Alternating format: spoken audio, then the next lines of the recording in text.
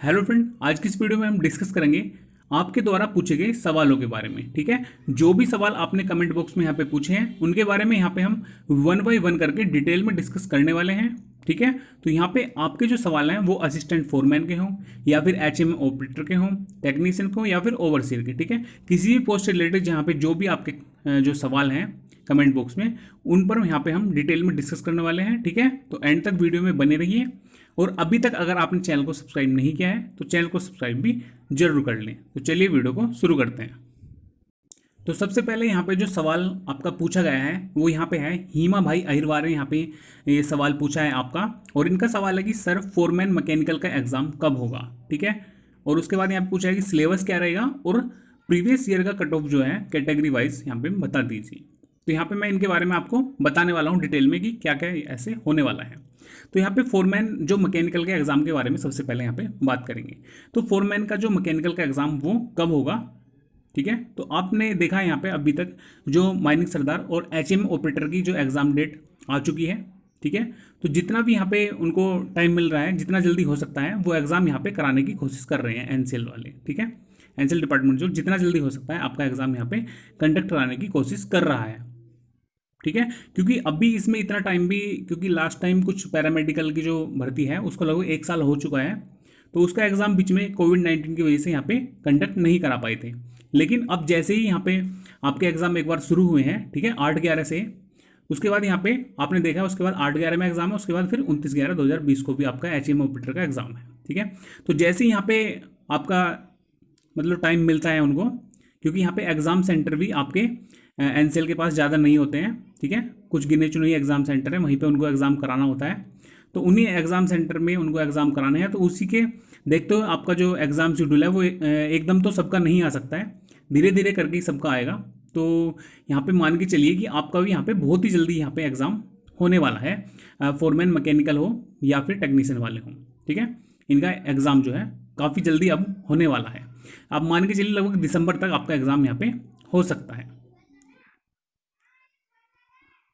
और दिसंबर में एग्जाम जो होगा उसका नोटिस भी आपको जल्दी यहाँ पे मिल जाएगा। ठीक है, और नोटिस के साथ में जो यहाँ पे सिलेबस की बात की गई है, सिलेबस भी आपको तभी यहाँ पे प्रोवाइड होगा जब भी आपका एग्जाम शेड्यूल वहाँ पे डिसाइड होगा एनसीएल से, उसी के साथ में ही आपका सिलेबस भी तभी डिसाइड होगा। ठीक है, जैसे भी आपने देखा होगा एचएम ऑपरेटर हो या माइनिंग सरदार हो, इन सभी का जो है जैसे एग्जाम शेड्यूल आया उसी के साथ में यहाँ पे सिलेबस एनसीएल ने जारी किया है। तो आपका भी सिलेबस जो है तभी जारी किया जाएगा जब आपका एग्जाम शेड्यूल आ जाएगा। ठीक है, तो उसी के साथ आपका सिलेबस भी आएगा। तो आपका एग्जाम जो है मान के चलिए बहुत ही जल्दी यहाँ पे होने वाला है। जितना भी जल्दी एनसीएल करा सकता है उतना जल्दी वो कराने की कोशिश करेगा, क्योंकि वहाँ पे भी स्टाफ की काफ़ी ज़्यादा मतलब आवश्यकता है। जितनी जल्दी आपको है उतनी ही ज़्यादा जल्दी एनसीएल को भी एग्ज़ाम कराने की है। ठीक है, तो आपका एग्ज़ाम बहुत ही जल्दी यहाँ पे होने वाला है, ज़्यादा यहाँ पे डिले अब नहीं होगा। ठीक है, ये है सिलेबस भी आपका तभी आएगा, ये बात हो चुकी है। उसके बाद यहाँ पे इन्होंने पूछा है कि प्रीवियस ईयर कट ऑफ, तो previous year cut off category wise पूछी है। तो इसके रिगार्डिंग भी मैंने एनसीएल में आरटीआई किया था, तो उन्होंने यहाँ पे इसका कोई रिप्लाई नहीं किया है। उन्होंने बोला है कि ऐसी रेफर्ड पोस्ट की अभी तक कोई जो रिक्रूट लास्ट टाइम नहीं निकली है, तो उन्होंने इसका कट ऑफ अभी नहीं बताया। वो भी मैं आपको अभी स्क्रीनशॉट में दिखा दूंगा। ठीक है, नेक्स्ट में यहाँ पे अभिषेक मोहटो ने यहाँ पे पूछा है, सर एग्जाम देने कैसे जाएंगे, ट्रेन ही तो नहीं चल रहा। ठीक है, तो यहाँ पे मैं बता दूं आपको कि जब तक आपका एग्जाम कंडक्ट होगा 8/11 में हो या 29/11 में, तब तक यहाँ पे आपकी ट्रेन जो है चल जाएंगी, क्योंकि 15 अक्टूबर से कुछ ट्रेन यहाँ पे चलाई जा रही हैं लगभग 39 के आसपास। तो आपको लगभग मतलब सुविधा मिल जाएगी ट्रेन की, जाने के लिए आप पहुँच सकते हैं एग्जाम सेंटर तक।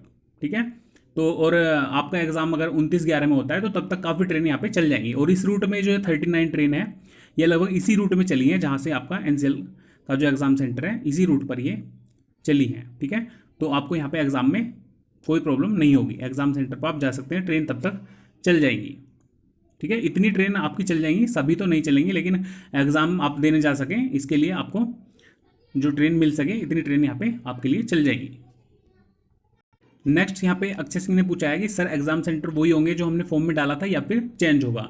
तो जो एग्जाम सेंटर है अभी तक तो यही है कि जो आपने फॉर्म में डाला था वही होगा, लेकिन कोविड-19 को देखते हुए अगर चेंज हो सकता है तो आपको पहले ही बता दिया जाएगा। हालांकि अभी तक ऐसा कोई शेड्यूल जारी नहीं किया गया है। आपके एग्जाम सेंटर अभी तक वही होंगे जो आपने फॉर्म में भरे हैं, ठीक है। इसके रिगार्डिंग अगर कोई शेड्यूल आता है तो उसके लिए आपको अपडेट कर दिया जाएगा। नेक्स्ट में यहाँ पे पूछा है, संजय बेनीवाल हैं, इन्होंने पूछा है कि आपकी आरटीआई का क्या हुआ, ठीक है। तो मैंने अभी लास्ट मंथ में आरटीआई की थी एनसीएल को, जिसमें मैंने पूछा था उनसे कि कितने फॉर्म यहाँ पे असिस्टेंट फोरमैन और टेक्नीशियन के फिल हुए हैं, और उसके बाद मैंने पूछा है कि लास्ट टाइम का एग्जाम पैटर्न, ठीक है। तो ये सब क्वेश्चन मैंने आरटीआई में पूछे थे, उसकी मैं स्क्रीनशॉट आपको दिखा देता हूँ क्या रिप्लाई वहाँ से आया है उनका। तो ये देख सकते हैं आरटीआई का रिप्लाई है, ये हो गया। तो यहाँ पे देख सकते हैं कंसर्न सीपीआईओ या डीपीआईओ रिप्लाइड एज अंडर, ठीक है।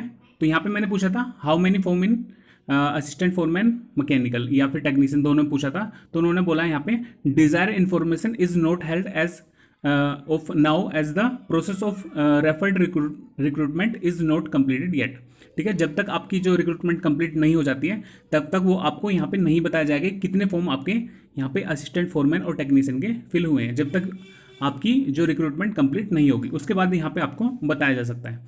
उसके बाद यहाँ पे पूछा था लास्ट ईयर की एग्जाम कट ऑफ वगैरह के बारे में पूछा था। तो उन्होंने यहाँ पे बोला है कि in the last year no exam was held for the referred post, ठीक है। तो उन्होंने बोला कि लास्ट टाइम ऐसा कोई एग्जाम यहाँ पे रेफर्ड पोस्ट के लिए कंडक्ट हमने नहीं कराया था, ठीक है, एनसीएल ने नहीं कराया था।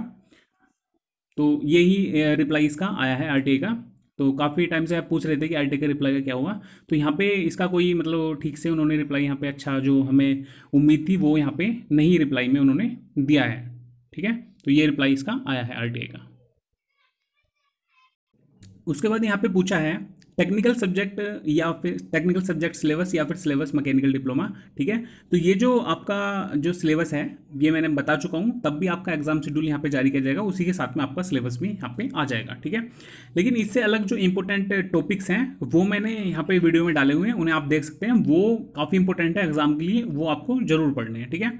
तो इतना आपका सिलेबस नहीं आता है, आपको सब कुछ पढ़ना है, सब कुछ मतलब हर एक टॉपिक की तैयारी करनी है, मैकेनिकल हो, फोरमैन हो या टेक्नीशियन हो, सभी को सभी टॉपिक की तैयारी करनी है, ठीक है, जब तक आपका सिलेबस नहीं आता है।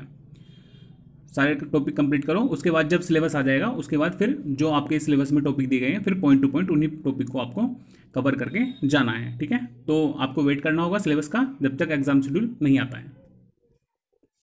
नेक्स्ट में यहाँ पे एक सवाल इन्होंने पूछा है कि इनका जो है एप्लीकेशन नंबर वो खो गया है, तो इसे कैसे डाउनलोड करें, ठीक है। तो इसके बारे में पूछा है, पैरामेडिकल का है ये। तो इसके बारे में बताता हूँ। अगर मेरा भी लास्ट टाइम पे क्या है, फ़ी की जो स्लिप थी वो खो गई थी सेल की, स्टील अथॉरिटी की। तो वहाँ पे क्या था, मैंने उनको मेल किया था, तो वहाँ पे वो उन्होंने प्रोवाइड करवा दी थी उसकी रिगार्डिंग, ठीक है। तो आपका भी क्या है, अगर यहाँ पे एप्लीकेशन नंबर खो गया है आपकी स्लिप वगैरह, तो आप मेल कर सकते हैं एनसीएल को, ठीक है, आरटीआई भी कर सकते हैं, ठीक है। हो सकता है वो आपको प्रोवाइड करा दें आपका जो एप्लीकेशन नंबर है, ठीक है, हो सकता है यहाँ पे, क्योंकि मेरे को लास्ट टाइम जो मैंने सेल से मांगा था, सेल दुर्गापुर स्टील प्लांट में, तो वहाँ से उन्होंने प्रोवाइड करा दिया था। तो हो सकता है आपको भी यहाँ पे प्रोवाइड करा दें, तो आप इसके लिए मेल कर सकते हैं या फिर उनको आरटीआई भी डाल सकते हैं, ठीक है। तो वहाँ से आपका इसके रिगार्डिंग रिप्लाई आ सकता है। नेक्स्ट में यहाँ पे पूछा है सूरज उपाध्याय ने कि आर.एस. खुरमी की जो बुक है वो हिंदी में मिल सकती है क्या, ठीक है। तो आर.एस. खुरमी की बुक तो हिंदी में नहीं मिलेगी, आर.के. जैन की बुक आपको हिंदी में मिल सकती है। आर.एस. खुरमी के जैसी एक बुक है वो आपको मिल सकती है हिंदी में, सभी क्वेश्चन उसमें मिल जाएंगे, ठीक है। तो इसके रिगार्डिंग भी मैं अभी आपको एक वीडियो प्रोवाइड कराऊंगा जिसमें मैं यहाँ पे सभी हिंदी की जितनी भी बुक हैं मैकेनिकल की, उसमें मैं आपको बताने वाला हूँ कि कौन कौन सी बेस्ट बुक होंगी हिंदी की जो आप पढ़ सकते हैं, ठीक है। जो हिंदी की बुक्स हैं उनमें आपको आर.एस. खुरमी और आर.के. जैन के सभी क्वेश्चन वहाँ पे आपको मिल जाएंगे। तो इसके लिए मैं जल्दी आपको वीडियो यहाँ पे बनाने वाला हूँ कि कौन कौन सी यहाँ पे बेस्ट बुक होंगी हिंदी के लिए, ठीक है। तो यहाँ पे आर.एस. खुरमी की हिंदी की बुक नहीं आती है, ठीक है, आर.के. जैन की आती है, वो आप ले सकते हैं। नेक्स्ट में यहाँ पे राहुल विश्वकर्मा जी ने यहाँ पे पूछा है कि एनसीएल में असिस्टेंट फोरमैन मैकेनिकल के लिए मैकेनिकल इंजीनियरिंग प्रोडक्शन का क्वालिफिकेशन एलिजिबल है कि नहीं, ठीक है। तो यहाँ पे जो मैकेनिकल इंजीनियरिंग प्रोडक्शन है, प्रोडक्शन को मेनली जो नोटिफिकेशन में उन्होंने मना किया है एनसीएल में, ठीक है, वहाँ पे सिर्फ मैकेनिकल इंजीनियरिंग में डिप्लोमा मांगा हुआ है, ठीक है। प्रोडक्शन स्पेशलाइजेशन या कोई भी आपका स्पेशलाइजेशन है वहाँ पे उन्होंने उसको मना किया हुआ है। लेकिन यूपी के जो कैंडिडेट हैं, बीटी यूपी लखनऊ से जिन्होंने डिप्लोमा किया है, उनके साथ मेनली यही प्रॉब्लम है कि उनका जो डिप्लोमा है मेनली वो प्रोडक्शन इंजीनियरिंग और स्पेशलाइजेशन ऐसे लिखा होता है प्रोडक्शन ऑटोमोबाइल में, तो वो इसी प्रकार का यहाँ पे डिप्लोमा मिलता है। तो इसके लिए यहाँ पे BTUP ने ये इसके लिए सुविधा भी की है। वहाँ से BTUP से आपको एक सर्टिफिकेट वो बना के देते हैं कि जो आपका डिप्लोमा है मैकेनिकल प्रोडक्शन में वो इक्विवेलेंट है मैकेनिकल इंजीनियरिंग के, ठीक है। तो आप इस तरह का एक लेटर जरूर बनवा लें ताकि अगर इन फ्यूचर एनसीएल में आपसे मांगते हैं तो आप उसे दिखा सकें कि हमारा जो डिप्लोमा है मैकेनिकल प्रोडक्शन का वो इक्विवेलेंट है मैकेनिकल इंजीनियरिंग के, ठीक है। तो कोई प्रॉब्लम यहाँ पे आपको फ्यूचर में नहीं होगी। जितने भी BTUP वाले कैंडिडेट हैं वो इसे जरूर बनवा लें, इससे आपको कोई भी फ्यूचर में कोई भी प्रॉब्लम एनसीएल में यहाँ पे डॉक्यूमेंट वेरिफिकेशन के टाइम पे नहीं होने वाली है, ठीक है। मांगता है तो आपको दिखा देना है, नहीं मांगता है तो अपने पास आपको सेफ रखना है। ये जो आप सर्टिफिकेट बनवाओगे वो सभी जितनी भी भर्ती हैं, चाहे वो HPCL हो, रेलवे हो, सभी में वैलिड होता है। और यहाँ पे काफ़ी सारे कैंडिडेट ने इस तरह के जो सर्टिफिकेट दिखा के यहाँ पे जॉब भी ली है। जहाँ पे प्रोडक्शन अलाउड नहीं था वहाँ पे इस तरह का सर्टिफिकेट दिखा के उन्होंने जॉब भी यहाँ पे ली है। तो आप भी इस सर्टिफिकेट को जरूर बनवा लें। मैंने ये सर्टिफिकेट लास्ट वीडियो में चैनल पे देख सकते हैं प्लेलिस्ट में, वहाँ पे मैंने दिखाया है इसमें, और सर्टिफिकेट भी वहाँ पे दिखाया है किस तरह से वो बनता है, ठीक है। तो आप वहाँ पे जाके देख सकते हैं। नेक्स्ट में यहाँ पे कट ऑफ के बारे में और बात करेंगे, ठीक है, असिस्टेंट फोरमैन मैकेनिकल के लिए, ठीक है। तो असिस्टेंट फोरमैन मैकेनिकल की कट ऑफ के बारे में यहाँ पे मैं आपको बताने वाला हूँ कि कितनी होगी और क्यों इतनी हो सकती है, ठीक है। तो यहाँ पे जो है जो फोरमैन मैकेनिकल की कट ऑफ जो है वो लगभग आपकी जनरल और OBC की मैं बात करूँ तो लगभग 80+ ही वो रहने वाली है। 80 से 82 के बीच में आपकी कट ऑफ यहाँ पे जनरली रह सकती है अगर आपका एग्जाम नॉर्मल जिस तरह का आता है PSU में, मतलब सेल वगैरह के जो स्टील अथॉरिटी का एग्जाम है उस तरह का अगर एग्जाम आता है, ठीक है, नॉर्मली ज़्यादा टफ नहीं और ज़्यादा ईजी भी नहीं, ठीक है। तो उस तरह में अगर आपकी कट ऑफ है तो वो आपकी 80 से 82 के बीच में जनरल OBC की यहाँ पे रह सकती है, ठीक है। SC/ST की और 1-2 नंबर 78-77 तक यहाँ पे आपकी कट ऑफ रह सकती है, ठीक है। और इस कट ऑफ के मतलब 80+ होने के रीज़न है क्योंकि आपका जो टेक्निकल है मैकेनिकल का वो 70 मार्क्स का यहाँ पे आ रहा है। और जिस भी एग्जाम में यहाँ पे टेक्निकल ज़्यादा होता है, क्योंकि सभी कैंडिडेट का टेक्निकल मेनली अच्छा ही होता है, ठीक है, नॉन टेक्निकल के कंपेयरिंग में टेक्निकल सबका अच्छा होता है, तो सभी मतलब अच्छे मार्क्स यहाँ पे गेन कर जाते हैं। तो थोड़ी मेरिट जो है आपकी वो यहाँ पे इंक्रीज कर जाती है। तो लगभग आपकी मेरिट जो है यहाँ पे 80+ यहाँ पे हो सकती है। तो उसी के अकॉर्डिंग आप अपनी तैयारी रखिएगा। और इसमें यहाँ पे एक और बात मैं बताना चाहूँगा, अभी लास्ट टाइम 2018 में सेल राउरकेला का यहाँ पे एग्ज़ाम हुआ था OCT के लिए, वहाँ पर भी 70 वैकेंसी थी मैकेनिकल की। तो उसकी जो कट ऑफ है वहाँ पे भी वो लगभग 82 के आसपास ही रही थी, 82+ ही रही थी लगभग जनरल में।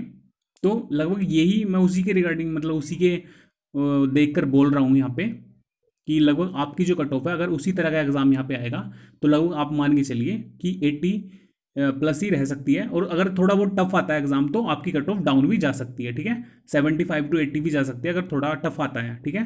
तो डिपेंड करता है आपकी कट ऑफ जो है वो एग्जाम के लेवल पर, ठीक है, एग्जाम का लेवल कैसा होगा उसी के अकॉर्डिंग आपकी कट ऑफ जो है मेनली डिपेंड करती है, ठीक है। ये जो मैंने कट ऑफ बताई है वो जनरल कंडीशन में बताई है कि अगर आपका एग्जाम ठीक ठाक आता है मतलब जनरल कंडीशन में, ठीक है। लेकिन अगर लेवल चेंज होता है तो उसके हिसाब से आपकी कट ऑफ घट या बढ़ भी सकती है। तो ठीक है, ये थी आज की वीडियो। वीडियो अच्छा लगा हो तो इसे लाइक करें और चैनल को सब्सक्राइब भी जरूर कर लें। Thank you.